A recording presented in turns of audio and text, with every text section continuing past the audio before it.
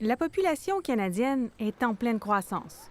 On compte maintenant 40,1 millions de personnes vivant au pays, soit 3 % de plus que l'année précédente, dont 2,2 millions de résidents non permanents, un chiffre qui a augmenté de 46 % en un an.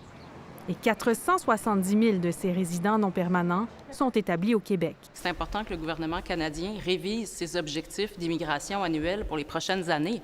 Son demi-million de personnes, là, voire plus, qu'il compte accueillir au cours des prochaines années, considérant le nombre de personnes qu'il y a déjà au pays, au Canada.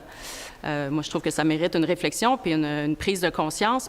Ces résidents non permanents sont souvent des étudiants internationaux, des travailleurs étrangers temporaires et des demandeurs d'asile.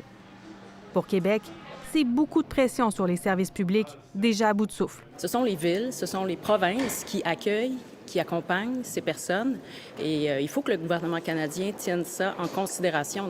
Cette hausse de 46 % s'explique entre autres par la venue de 175 000 Ukrainiens qui ont fui la guerre, mais aussi par l'allègement des procédures administratives pour faire venir plus facilement des travailleurs étrangers pour contrer la pénurie de main-d'œuvre.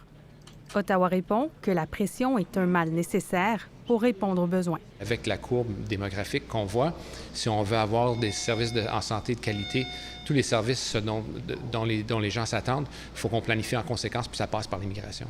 Pour les organismes communautaires, ces chiffres sont inquiétants. Être un travailleur temporaire, la vie est un peu en suspens, hein. On est dépendant d'un permis de travail. Ces chiffres n'incluent pas les sans-papiers. On parle potentiellement de centaines de milliers de personnes qui ne sont pas comptabilisées. Des personnes qui, par exemple, ont perdu leur permis de travail, mais qui ont décidé de rester en sol canadien dans les dernières années. Ici, Élisa Serret, Radio-Canada, Montréal.